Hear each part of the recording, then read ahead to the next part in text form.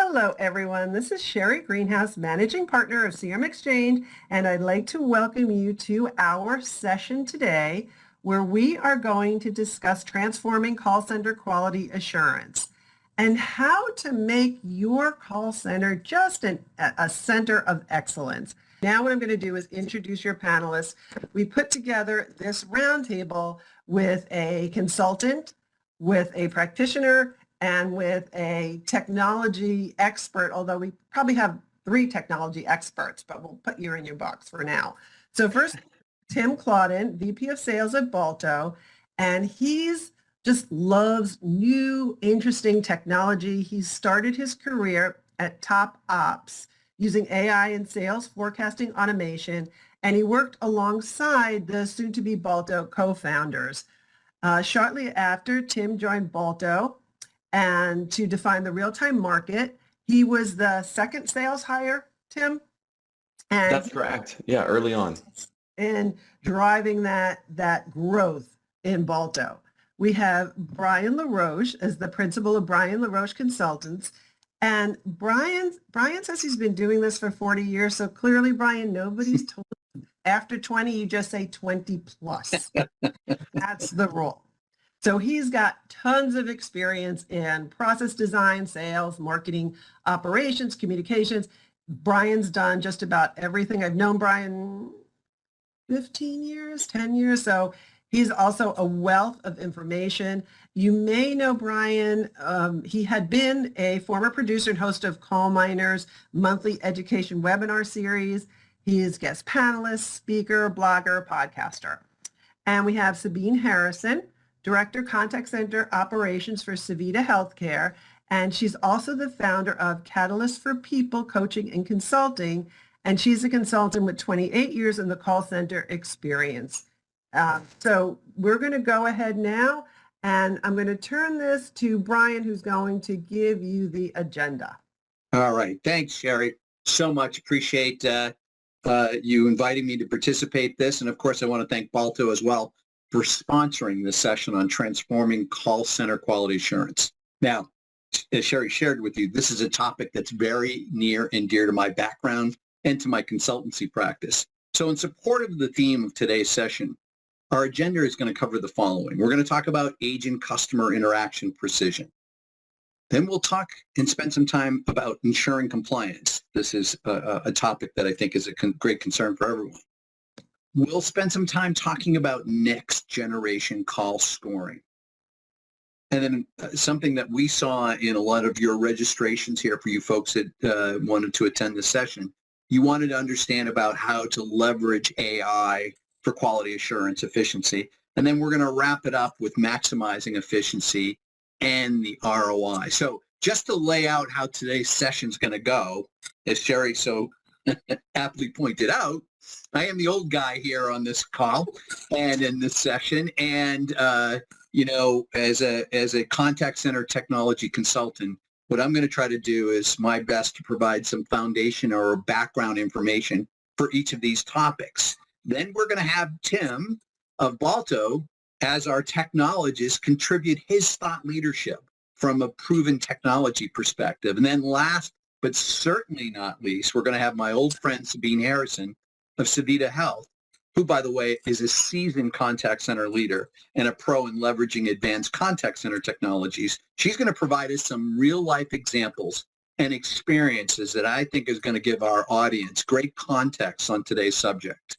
Now, Sherry talked about the fact that we're encouraging chat. And one of the things we want to do is, as we're doing this presentation, Sherry is in fact going to monitor the chat channel, and we're encouraging you, if there's a question that you have on each of these topics, please don't hesitate to pose that question. Sherry is going to moderate and monitor the chat session, and we'll pause between each topic to ensure if there's a question or questions that are relevant to that topic that we get a chance to go over those. All right? So, without any further ado, let's get going. Now, in today's modern contact center environment, Depending on randomly selected calls and a manual QA process to evaluate and coach agents' best response to customer issues, it's just not going to cut it anymore. And neither will dependence on low response latent customer surveys to help you truly understand the voice of your customer and their experiences with your products, your services, your pricing, your customer portal, your billing, your competition, right? All of these things. Only by analyzing all of your organization's customer agent interactions in near time or real time can you accurately understand what drives customer sentiment. Now, armed with those insights, you can craft and implement appropriate situational responses, consistently evaluate current agent performance, and provide guidance on ideal responses to achieve optimal customer outcomes. Simply put, the whole notion of post and real-time interaction analytics is no longer a nice to have. When I started selling that technology back 11 years, actually almost 14 years ago, we really spent a lot of time having to provide education to organizations. And now market acceptance and market penetration for interaction analytics has grown exponentially. And this exciting new technology is considered a must-have tool for organizations who are genuinely invested in ensuring best case outcomes for each and every customer engagement opportunity. Tim? Awesome. Thanks so much, Brian. So there's four main points that we're going to cover quickly here. The first is, as previously mentioned, the right information at the right time. So there's a lot that goes into preparing agents to be on the phone to ensure that the conversation is going to go in the right direction, from extensive, training in nesting periods and, even built into a cadence of potentially a culture of training. Also slightly more difficult now that a lot of environments are remote or hybrid or fully remote. How do we recreate that kind of environment where there was just learning happening organically, and now we're, messaging out through various platforms to get that. But essentially getting that right information at the right time while allowing the agent to be flexible, knowing that no call is the same, can be difficult. And so we're going to talk a little bit about that, moving forward. But why would, AI or technology be the answer to ensure that at the right moment, at the right time, the agent has exactly what they need, and what does that look like? And so that's kind of step one, ensuring that they have what they need in the moment in a way that they can digest and execute on. And then that leads to the second, the star of the show, natural language processing, NLP. So this is the ability that gives computers to process language and analyze it the same way that we do. And as Brian mentioned, in the last, I would say 5 years, this has come a really long way. I don't know if anyone else feels this way. I struggle with Siri. She does not understand anything that I say, even to this day. But now as the technology is caught up, and maybe that's been your experience, is how can I trust it? It doesn't seem like it quite fits. But the NLP is absolutely caught up in Gen AI, and that all has a role in this as well. But consider this simple example of, which would trip up NLP for a really long time, of I went to the riverbank or I went to the bank. Pretty different scenarios in what you're describing, but it would trip up NLP because is it doing like a quick word search and trying to phrase match and not understanding the context of the situation, which goes to the next point, the third point. Guidance versus agent assist. So agent assist, you hear these terms really tossed around from machine learning, NLP, agent assist, AI. How do you make sense of all of it? And pretty clearly, agent assist is really looking for predetermined events and static cards that's going to bring up in the moment. And how can that? It's very different than actually giving that guidance based upon the context of the situation. So it is a if then that, so it's an automation, but it is not leveraging AI whatsoever to help with that interaction. And then lastly, and I'll kick it to Sabine, is really, the real-time versus the post-call, understanding these events before it's too late, before the compliance mistakes happen, before, even, these soft skills are broken that we just spent weeks and weeks training on, and then we come back and say, hey, these are the places where you fell short that we need to train on. Can we do that in the moment? Can we create an environment where managers and, agents on the floor are in this kind of teachable moment as the call is still possible to win and to execute on. And so those are some of the things that go into and how we see it as far as that customer interaction and being precise. So Sabine. So we're going to go to Sabine. I just want to throw out a question to everybody in the attendees. How many of you are using now some sort of agent guide or agent assist? Do you have lots of little Post-its? Do you have different areas on their desktop where they have to go back and forth and look for things? So I'm just curious, as you know, those of you that are listening, are you using any type of guidance or assist now? So as the folks are answering, let me kind of piggyback of what Tim was saying. But I want to focus on post-call first. So really what we want to keep in mind is that AI-powered quality results really places immediate actionable data at the fingertips of our operational leadership teams, right, within our contact center. So that translates to very targeted, thorough refresher training for your existing staff, but it also helps to create a much more effective new hire training modules, et cetera. So on top of that, though, we also have to realize that it's not just about the agent, it's also about the processes that the agents have to follow, right? So when all of your calls are analyzed, which is impossible in a manual process, but it's most definitely doable when it's automated and powered through AI, you don't just get a better view into how your employees are performing and how your patients or customers are experiencing their interactions with your teams. You also understand if your processes are potentially creating hurdles for your customers or your staff. So for me, in my experience, running operations with speech analytics, et cetera. When I first implemented speech analytics, this was years back now, the difference was almost immediately noticeably. So prior to implementation, our supervisors and our training team would spend basically the first half of every month analyzing the prior month's data to then develop training, refresher training, update, new hire training, et cetera. And of course, that's a big window of time between when occurrences happened and when the corrective measures are put in place, right? Whereas with real-time data available in the moment, not only do the agents receive the guidance that they need while they're in the interaction with the customer, your training teams, your supervisors can immediately spring into action. So they can coach an employee immediately, they can create those trainings, et cetera. And again, back to my prior experience, our training periods for new hires prior to implementation was 8 weeks long. After we leveraged our AI QA data consistently for about 2 months, we were able to cut our training time down to 5 weeks, and there was zero loss in quality as far as the quality of the employees that were graduated into our production staff. So it was truly impressive. I do want to, if you don't mind, Sherry, I'm sorry, there is a question. If you don't mind, if I answer a question that was on the chat.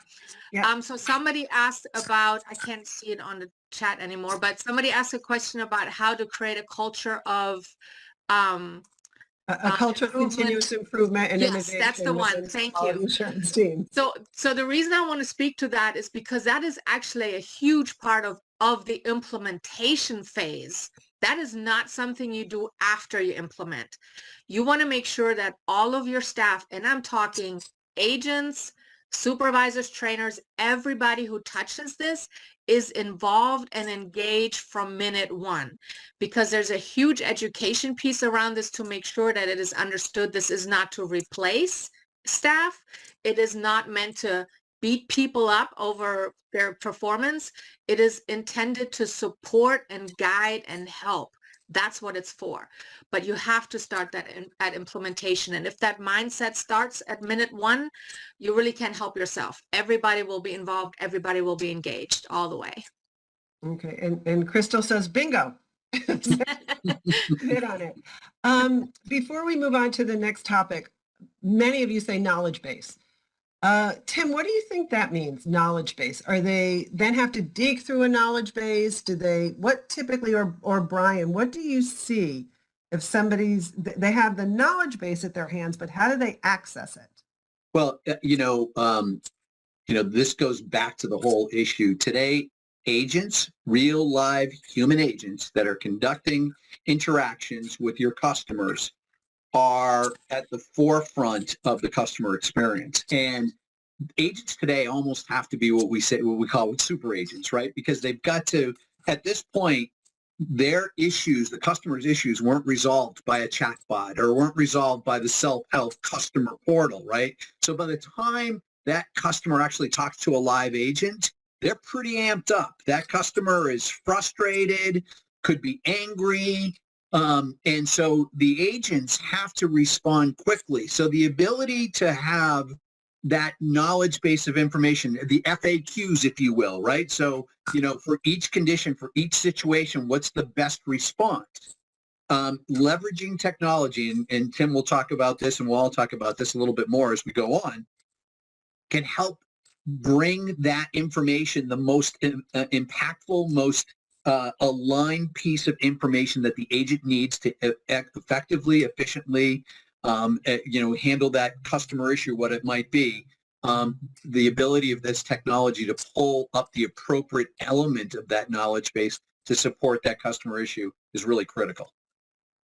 Yeah, Tim or Sabine, would you like to? Yeah, one example there, Sherry, Brian's spot on, and I think that what I've seen is there's the typical ones that come up all the time, but if they're getting to a live agent, like Brian said, the request is going to be, or the issue is going to be pretty complex. And so what I've seen is agents go to the knowledge base, and I would say there's a wide scale of the type of knowledge base and the quality and how easy they are to maneuver, especially while you're on the call, while we're trying to keep in mind to reduce average handle time, reduce hold time, reduce call escalations and all those things. And the team that we worked with, they were trying to use theirs like Google. They would search the item, which was super complex, and the system couldn't pull it up fast enough. And it was leading to frustrated calls and hurting the rep rating and the QA scores and things like that. And so how do we help access that right information at the exact right moment? And those are the type of things, and I think as we go through today and in posing those questions, those are type of tasks that AI is perfect for. The things that our human brains would take a really long time to do. How do we sift through so much data in a knowledge base and pull out the right thing? That is where we want to look for those efficiencies to put AI. So a little foreshadowing there, but that's one example that I've seen. Okay. And let's go on to our next topic, compliance.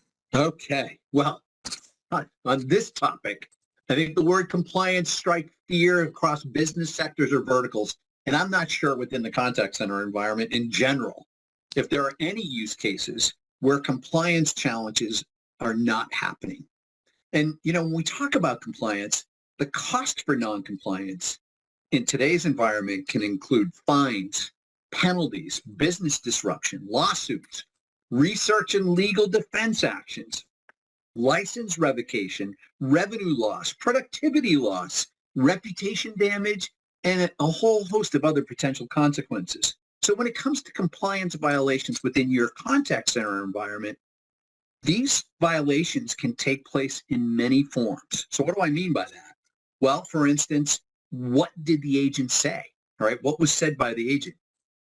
What wasn't said by an agent? And I think, Tim, this is a great example of, that knowledge FAQ or that knowledge base, right? So for instance, if the customer or the agent rather didn't do right party identification before they started discussing financial or Sabine healthcare related issues, right? Without confirming who the identity of that party was. Or perhaps, the caller was in a financial situation where they mentioned that they had filed for bankruptcy, or and the agent didn't take the appropriate steps once that declaration had been made. Those are really important elements. And then finally, and I think this is probably the most obvious, how things were said by an agent, right? At any point in the contact interaction.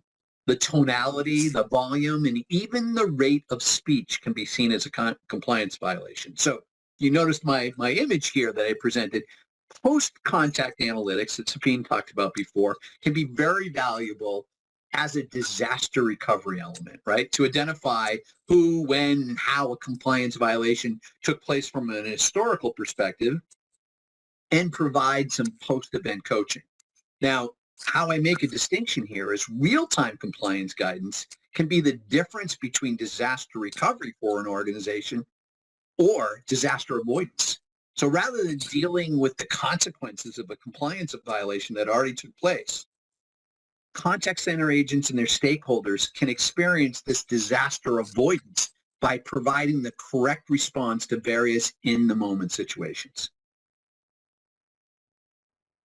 Yeah, absolutely. I think one of the first things is for looking at managing and mitigating the risk and the disaster avoidance are, do we first have the entire scope?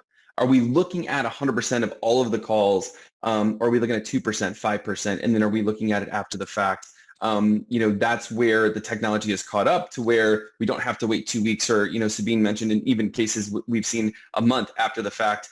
Hey, this is what's going on. These are the trends that we're seeing. We need to adjust our score. We need to have these training coaching sessions. And then the cycle continues. It's just a new behavior that we're looking to change. And so let's ensure that we're getting that. Let's understand that we're looking at the finite pieces. And I think, again, this is where we've seen the development of, whether they said something or missed something has been, pretty easy to score, and even, manually may not take that long. The nuance piece, the subjective pieces of how it was said. Was it said empathetically? Are they doing active listening? Was there dead air? Or is there, crosstalk and those type of things we're looking to avoid? That has been historically very difficult for technology and AI to actually get their teeth into. And we're starting to see, obviously, that's very much caught up. And so that allows us that ability to correct mistakes before they turn into it, to understand in the moment and say, hey, Tim, you need to go back and make sure this is completed. This is a required item. It kind of has to be said so you don't forget. All these little nuances in the moment to ensure that we're managing and mitigating that risk. And not to mention the major things that could cause business disruption and fines, to have that almost escalate automatically and give the manager a tap on the shoulder and say, hey, there's this call going on right now that if you intervene, we can avoid all of this. We can do it right now. If like you want the quick tap on the shoulder because Tim is about to make this violation, that is, what's possible now to help mitigate all of this and to have the peace of mind of we're covered. Everything is covered by a few different layers. So we know that we're going to be compliant and see those scores go up. Okay, thanks. And I'm going to throw another question out. What are you doing in your contact centers to ensure compliance now? Because I know from our last couple of sessions, a lot of you are still very manual. So how do you make sure that what your agents are saying or even chatting, that everybody is in compliance? And Tim, you said something before I go to Sabine. Tap on the shoulder before they to make sure they say something. How do they tap on the shoulder beforehand?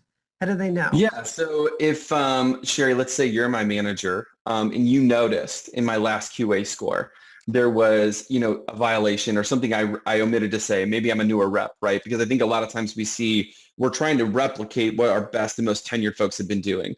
But you've seen this pattern, and you say, okay, every time that Tim is in this situation, you can actually set a trigger with a different call type to alert you in the moment that I'm on this call. So it'll actually, that's the subtle tap on the shoulder to say, hey, Tim is in this situation because you triggered it. You wanted to know. And you can choose, is it a positive thing? Is it a negative thing? Is it just for your own information? And you can actually, in the moment, either chat me or, and again, it's kind of like the agent or the silent whisper mode, kind of 2.0, where you would just barge in or you'd whisper something, but how do you know those calls that you do need to save? This is that mechanism. Okay. And Sabine. So everything that Brian and Tim said, absolutely 100%. You're going to get a minute by minute win, honestly, with real-time analytics. You just are. But I'm going to go a little bit on the left field here because I'm in healthcare. And so there's a little bit more at stake, what I would consider to be more at stake. So real-time guidance, like I said, gives the agent immediate support and direction and make sure that they say the right thing, give the right message to the customer at the right time. But in healthcare, this goes beyond legal requirements, right? It can literally mean the difference between a patient receiving timely medical advice and care or not, and suffer a negative health outcome as a result, right? Absolutely something we want to avoid. There is no if, ands, or buts or penalties. Something happened to this patient that should not have happened, right? So real-time guidance is a critical component and always has been to my contact center success. It's another set of ears that's listening to the conversation and guides the agent accordingly. So really what I'm talking about, even if you're not in healthcare, it's crises management, right? So whether it's a patient on the phone requiring critical medical care ASAP, or maybe you're a financial organization and your agent receives a threat of violence against the organization over the phone, right? Generally, agents are trained on these types of calls, but they happen so rarely, thankfully, right? So that most agents don't really have the appropriate processes internalized. So if you don't have this real-time guidance to walk them through how to handle this type of call, you could end up with some serious damages, right? So real-time guidance is invaluable minute by minute on every call, yes. But when it comes to true crisis management, it mitigates risk to life and property. And that's all I can say to that. It's an amazing tool. We have a comment from Brittany. In the tool, there's a rating for sentiment score affected by words normal to our business, like dispute or negative balance. When the symptoms identifying tone, can things like that be calibrated? Brian, do you have a response to that? Yes. In fact, that is one of the things in real-time guidance, the ability to understand the tonality. The volume can be a factor as well. A good example of that might be, again, that hot caller calls in, right? They've been through the ringer. They tried to get everything done through an automated process. They didn't get any degree of satisfaction. So needless to say, that call comes in hot. And if an agent isn't good about understanding the emotional sentiment, that tonality, right, and uses the effective techniques to talk that person down, empathy suggestions and things of that nature. So sorry that happened to you. Demonstrating agent ownership and whatnot. So it's a great example of how you can take that initial detection of tonality. And once again, as Tim said before, and I love the example, Tim, I use it frequently, real-time guidance is like having a supervisor on the shoulder of every agent at the same time, right? Where that's impossible to do in a manual environment. The ability to say, hey, express some empathy here. Apologize for the experience they incurred and things of that nature. So that's an example of how you can use tonality detection and then, again, next best action guidance for the agent to take that really amped up situation and bring it down and help that caller get down to down to a normal level. Tim or Sabine, would you like to add anything, or Brian covered it pretty well? No, I think Brian did a great job, but I think that's where, again, we're back to implementation, right? Really understanding what are we applying this to, and then how do we build and implement our tool appropriately to make sure we address those situations. Yeah. So yeah, definitely doable. Okay. We will go on to our next topic, quality assurance at scale. So, as Sherry pointed out, and again, my aging skin would be indicative of the experience I've had over all of these years. I have not only sold all of these different workforce optimization and contact center technologies, in a cruel twist of fate, I wound up having to run a multi-location contact center within my organization. So I've got a fair amount of insight around what it takes to support the QA process. I did QA. I've lived the life of that quality assurance analyst, and I know what it takes to really do a good job of scoring an interaction. You need to take into consideration a number of important components, not the least being what the agent said during the course of the call, how the agent expressed themselves at all points during the call, when certain comments or responses took place by either party. And as I said before, equally important, what wasn't said, right? And so while a good quality assurance analyst, and there are thousands of them out there, conducting call scoring through a manual QA process can obviously discern those important components of a call. The reality is, conducting that careful analysis when applied against that sheer volume of calls puts a pretty substantial limit on the number of interactions that a good QA analyst can score in a day. So the value of automating the call scoring process means organizations can apply that same concise call score criteria to all agent interactions and provide comprehensive near-time or real-time AI-enabled agent evaluations and guidance. And again, as somebody that did QA, one of the hardest things about doing that QA is if you're a QA analyst, that's all you're doing all day long. I mean, it is, God love you, truly. It is a very, very tough job. And so automating that process eliminates those mundane elements of call listening. And one other thing that I think is really important to point out here is because of the agnostic way in which calls are listened to, as Tim mentioned, transcribed, and then uniformly scored in an automated platform, it also eliminates the unintended consequences of a human QA-based familiarity bias. And so what do I mean by that? Familiarity bias, if I'm a QA analyst and I'm scoring the same agents over and over again, I become used to their voice, how they say things. And so I'm going to check off things. Were they polite, or did they disclose the statement? Did they do right party identification? But the reality is, and Tim mentioned this before, about transcription, right? These platforms, their ability to do speech to text are uncanny now. And the word accuracy rate's amazing. So when the system transcribes that call, and again, because the agent might not have been speaking clearly or perhaps too rapidly, the call is going to be transcribed based on what it heard, not necessarily what the agent said. And that is the problem with familiarity bias. I'm so used to hearing Agent X all the time that I know, oh, he just said the right thing. He did the right party identification, yet the transcription would have revealed that it was almost unintelligible. Before we go on, Cassidy says, we get a lot of, that's just my tone, that's how I talk. And there's a lot of dittos. Would what you're talking about, Brian, take the bias out of that?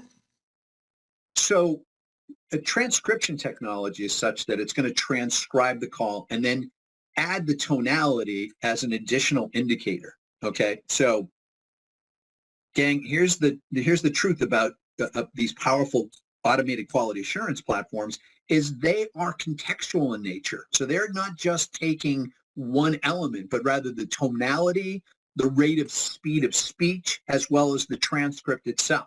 And it's the combination of those three that give a far more accurate indication of the caller's side of the call, right? What am I hearing from the agent? The agent might be saying all of these things.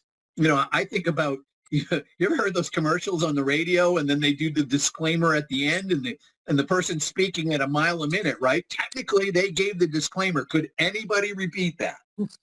Okay. So rate of speed, tonality, and again, the articulation of the words expressed are all important elements in this process. Okay, thanks. Can I add to that? I'm sorry, Sherry. Absolutely. So again, as someone who has implemented this and having had those responses from staff, that's how I talk. That's just my voice. That's just me, right? That's where that education is so important from the start. Plus, because you have recording in addition to the scoring, allowing the employee to listen to their own calls, a lot of them, not just the 10 that they did over the course of a month, to really feel what a patient feels or a customer feels. I apologize. I'm in healthcare. It's a patient. But it's an invaluable way to educate and help staff to understand that this is not about beating you up.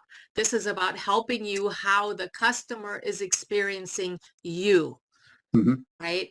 So it's an invaluable tool. Absolutely. Okay. Thanks, me. Yeah, and I think where I'll start is just the lack of rigidity now that the technology allows, right? Because it used to be so rigid. You used to say, this is my QA score. They need to say it this way. And the technology is only going to understand it that way. It's going to, and that's it. And they failed. And now there's dysfunction. It's like, well, I didn't fail this call. Now there's a dispute because I said it, you said it in a slightly different way. And that is what's changed. And not to mention the setup time for those technologies previously is it's massive. And to have someone staff that, it's like, are we really getting more efficient if we're buying this thing? And then we have to go through all these steps and hassles to do it. And so it needs to be flexible. It needs to be dynamic for everyone who uses it, not just the frontline staff, but also the management teams. And so one of the things that's been, super helpful is setting it up with scoring it using your own language, where you can now just say, I want 100 points, where I want to score out of 100 points when we're giving a strong introduction as well as a closing, but I want the whole call to be a fail and to be a 0 if we miss this one compliance point. That type of logic has been really tough historically, but now we're seeing that. And not only that, once that happens, it's going to learn. It's going to learn and make recommendations from an individual agent as well as trend levels. And what does that ultimately do is it empowers QA teams. It gives them a command center, because in my experience, and maybe this has been similar, it's more seek and destroy. Like, where are we facing issues? And I'm going to go triage that issue. Rarely can they sit up top with the binoculars and say, okay, I have the issues taken care of. What is kind of coming down? How can I be a little proactive? How can I see things and empower those QA teams? And that's now what we're able to see. So it's exciting. Okay. Let's see. Angela said, when we have agents listen to calls, we never fast forward through the hold so they can feel how the customer feels. Absolutely. Because I think all of us as customers, when you're sitting there on hold, and how many times you go, are you there? Are you still there? So that's a great idea. And if I could add just a little bit too, Sure. on that very topic, thank you for that observation. Sabine said it earlier. At no point should a contact center that's implemented an automated quality assurance program ever forget the human elements. And we'll talk a little bit more about that. But in terms of the enrollment, the participation, look, no system is going to be perfect out of the gate, okay?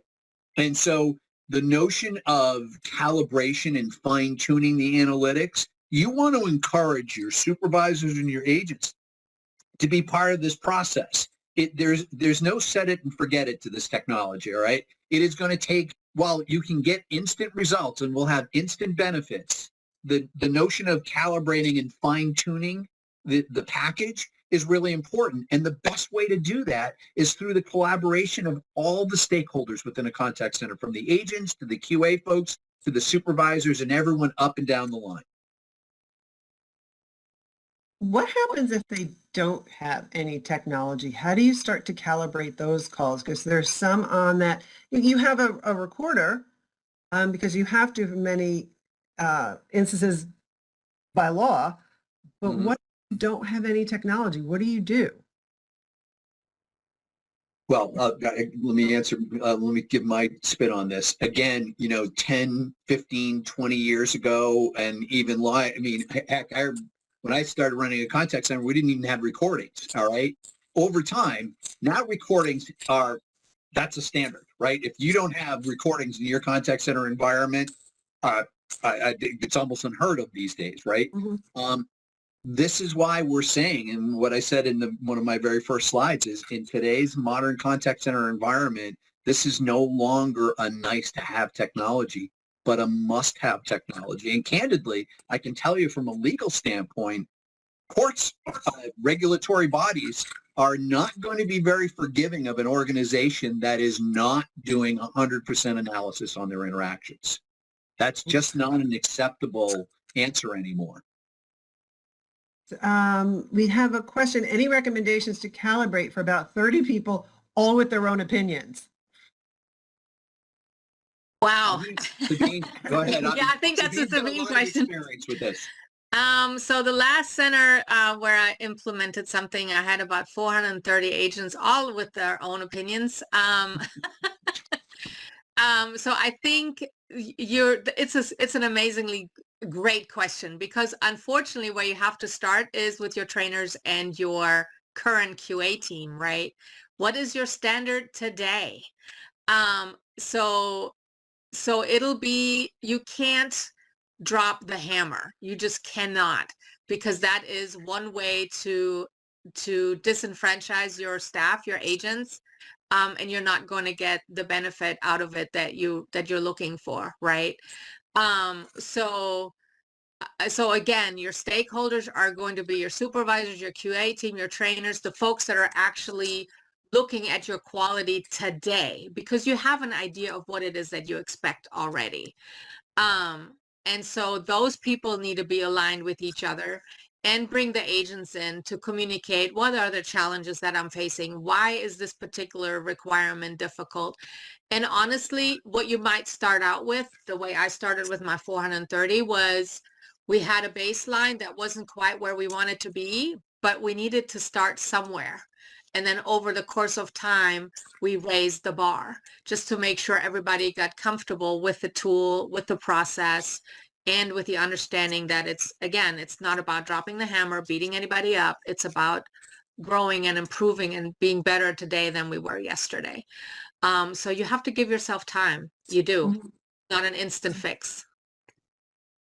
Okay, let's go on to our next topic, which is human and AI. And, Brian, I'm going to turn it over to you a second. We do a lot of different webinars all through the year, and many times the audience is our attendees, they're a little nervous about AI. Mm-hmm. So as you're going to bring up this topic, I wonder, what are some of your fears about bringing AI in, or maybe you're using AI and you love it, but it's just us here. Nobody else will know. What do you think about AI, Brian? That's great. That's a great segue, Sherry. Thank you. So you're spot on. And I don't know about you, but AI is getting a pretty bad rap these days. In fact, it was in the news again this morning. I think President Biden just signed some decree about controlling certain elements of AI. And while, I certainly acknowledge, and I think many people do, that there are valid concerns around the use of AI to augment or maybe even outright replace original thought or artistic creation, artificial intelligence, as it applies to automating and supporting the quality assurance process in a contact center environment, is what I refer to as AI for good. So I know that sounds a little corny. I'm old. Please forgive me.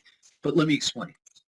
While there's no doubt that AI and machine learning are absolutely play an important part in real-time or near real-time automated quality assurance, the fact of the matter is it is the human design elements in the construct of how and what is analyzed, what's alerted, and what's reported on that are at the core of this remarkable technology. So in other words, it's the human QA analyst and the supervisors and even the maybe you've got a focus group of agents and whatnot that help to set the parameters around how each score is built and how it's weighted as well. So if you're not familiar, well, I think everyone is, but right, from a score weighting standpoint, from a KPI standpoint, right, what's the value I place on that as part of the overall score? So, whether you're weighting the KPIs, you're doing the sentiment analysis, maybe you're doing thresholds, right? How long should somebody wait before they say a certain thing in response to something that's said, script expectations, and even situational response guidance. This is all controlled by the human elements. This is not all automated. You set the parameters, all right? That's what the team does. And once again, let me stress, this is not a set it and forget it technology. This is the power of AI and machine learning that helps to power that scale, the consistency, and remember what I said before about subjectivity bias, right? Or familiarity bias, the even-handedness of the analysis, the speed to insights, remember that being able to quickly pull up the right thing in the knowledge base to respond to an issue, that helps to complete the AI human partnership.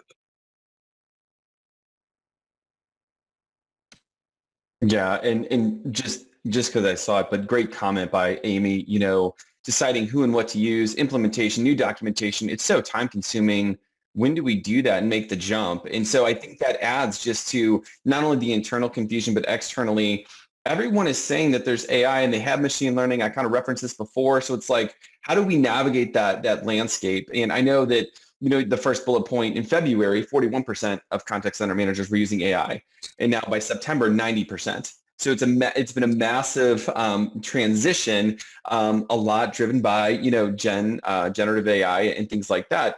And so, I mean, really quick, I had a contact I talked to, a year and a half ago call out of the blue and just say, I remembered we spoke. Do you have AI? I do have AI. We could talk about that. And he was like, my CEO just told me we have to get it.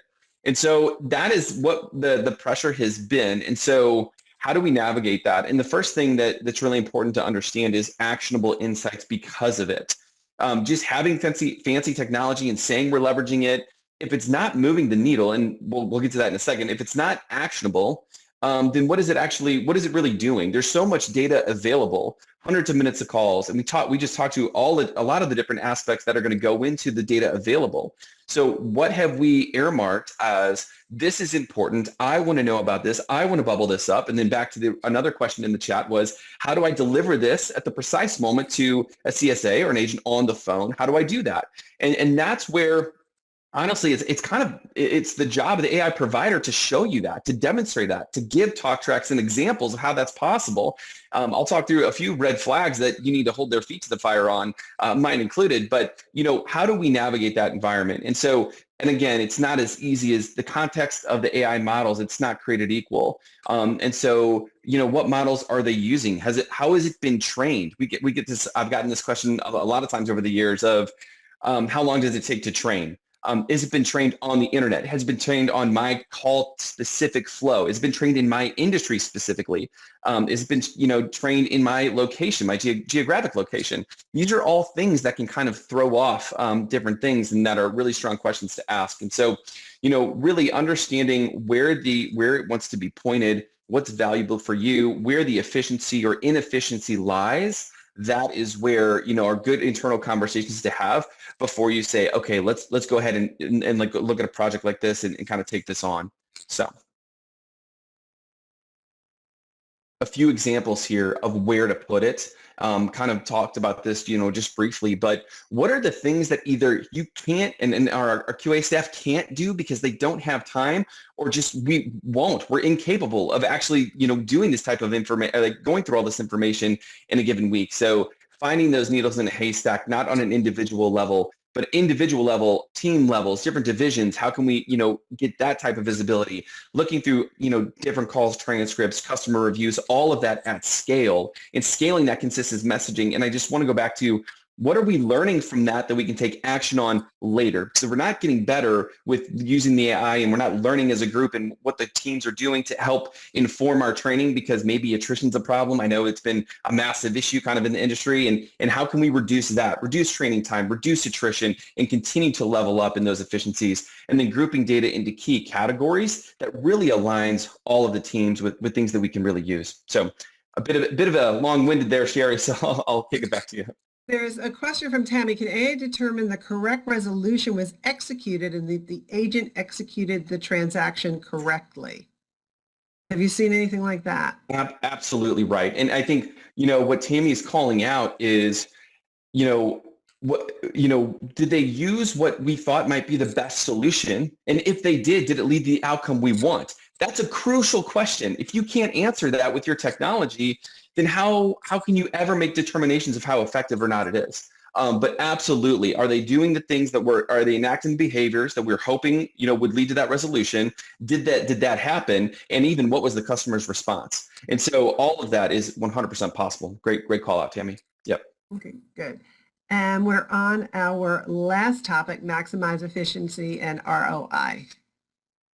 And Sabine, we're going to have you cover this first, because you've got practical experience in this. No problem. But I do want to, I'm calling out Amy again, because I love her comment about how much time, how time consuming it is to decide who and what to use, implementation, etc. But I would pose the question back to say, how much time are you spending on your manual process that is really not effective, right? How scalable is it? Can you actually afford to continue to spend time on that manual process instead of investing the time on the implementation and the development of an AI-powered quality program? So that will be my question back, is I think at this day and age, you really can't afford to stay on a manual process.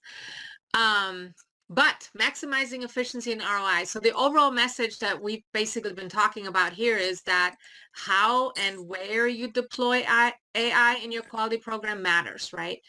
Leveraging all of the benefits, it will result in better training for your staff. Make readily available support with real-time guidance, make that available to your agents, which gives your agents confidence, makes them feel appreciated, supported, and again, confident in what they're doing. And let's not forget to mention attrition, right? Staff who feel confident and supported, they stick around. So your attrition should be lower, right? Confident, well-trained employees, they provide better service, which in turn creates a happy customer. When your employees are solid and your customers are happy, your bottom line is going to look good. And so to me, with an AI-enhanced quality program, your organization is poised to stand on really sturdy legs. So this is my favorite topic as it relates to an investment. And that is, as my slide states here, your organization should absolutely expect to generate impactful, sustainable ROI from your investment in interaction analytics. Now, team, for you who are on this session and are saying we're not in a manual QA environment, I will tell you that understanding where your potential for ROI is really an important element in pushing this initiative forward within your organization. And typically, you're going to derive, as Sabine was illustrating in the previous slide there, your return on investment either comes through a reduction in cost, right? So lowering customer churn or reducing agent churn as an example, or revenue improvements, increasing sales, increasing customer satisfaction, whatever those might be. And more often than not, in fact, your ROI modeling will oftentimes be a combination of these values. Now, as I said, if you're interested in this technology, and by golly, I hope you are as a result of this conversation today, in this session, you should, in advance of your consideration, be very clear on what areas of improvement, as Sabine is illustrating some of those, that you intend to use this remarkable technology for. So some obvious examples would be improving agent effectiveness or operational efficiency, reducing handle time, all those types of things, reducing compliance exposure. These are all good examples of cost reduction. And as I said, increased sales, reduced customer churn, or increased revenue recovery are classic examples of revenue improvement. So from a pre-buy perspective, once you have a clear sense of your target objectives, it's very important. And we talk about this whole session about collaboration, right, with all of your stakeholders. Make sure that you've got this collaboration and you understand where an investment in this technology is going to be financially beneficial to your organization. And not only do you understand where those areas are, but that you know how to quantify it, qualify it, and measure those areas of improvement to support your investment. Now, it's all great if you can use this ROI modeling and rationalize the purchase, right? Your stakeholders, your executives, and your champions will need this information to help make that decision. Equally important, once you've made this investment and you've deployed this game-changing technology, that you are doing a quarterly ROI assessment to measure those same criteria, right? And make sure, once again, that in doing this, that you have the understanding and comprehension and support of the stakeholders, your executive sponsors. When Sabine and I were working on in her previous company and my previous company, that was a really important element, was getting that executive sponsorship, right? Money talks, gang. So these are all important to not only acquire this amazing technology, but sustain and renew this. You don't want to make this investment and, be a one-year throwaway. That's not what Tim wants to see. He wants to see an engagement and an ongoing renewal of these SaaS-based technologies. So by the way, I'll be happy to chat with any audience member post-session today on methods and formulas to help with this stuff. And we're going to bring it to Tim as a final for our actionable takeaways. Yeah, and I'll say the quiet part out loud, as Brian mentioned, is SaaS products and vendors can be basically rented and can be ripped out and replaced. So if they're not creating that ROI that's tangible, that's real, that you can point to, and then like you should rip them out. And that's the expectation. And that's, what we expect. And so if there were, a few takeaways to point to, real time and using these actionable insights to be preventative, to use it in real time. And, we always used to joke around the surgery versus the autopsy. You can't bring the call back to life. Quick little Halloween joke, maybe zombies in there. We'll move on. But get dynamic with your scorecards. Use it, ask the questions, understand how you can be dynamic with your call flows. And then this is the one I wanted to kind of spend a minute on just really quickly is set the bar high. It's table stakes. And everyone is shouting from the rooftops that they have it. So if they have it, what kind? Do they own it? Is it someone else? Is it third party? Did they build it? What is the security like? How do they scrub for PCI, PII, HIP information? How do I get, there's a lot of angles to this. And so is it a chatbot? Is it completely AI, built? Is it AI guidance? Is it real time? And what do they mean by real time? Real time, like as soon as the call's over, real time analysis will get to you in 24 to 48 hours, or real time is in like, actually when the call is happening. There's a lot of nuance, and the pitfalls are, a lot of the AI vendors, machine learning vendors will look to take you down the thing they're best at. So going back to where do you want to be efficient with it? You dictate how you want the conversation to go, and they accommodate that and show how they're going to impact that need. And if they don't, they don't. So. Thank you. And I just put in some email addresses of our panelists. So every one of them is more than happy to continue this conversation. If you have any questions for them, if you're thinking about, and it seems to me, it's just, I hear this a lot. We want to do AI. AI what? So that's right. The first thing. You need to decide what you want to do with AI. Kind of reminds me, Brian, I'm kind of an old guy like you. Back when CRM first started, it was like, we want a CRM desk. Yeah. Like everything was CRM. It's like everything is now AI. So you really need to think through where do I need help? Where can it help me? And any one of these people are more than happy to talk to you about it. Absolutely. So as a reminder, go over to the Balto booth, get some information. They were the sponsors of this session. Also, as soon as you do enter the booth, you are eligible for that $100 gift card. Thank you all to our great panelists. Thank you to our attendees. Great chats. I love when you all kind of help each other and give each other ideas. That's always really, really a good thing to see. So thank you all. And we will start our live sessions tomorrow at 12 o'clock Eastern. That's our final day for the QA and analytics portion. Next week, we have WFM and performance. So if there's others in your organization, maybe they were not aware on the WFM side, you want to let them know that we have that week next week. So thank you all, and we will be closing this event. Thanks, gang. It was fun. Thank you.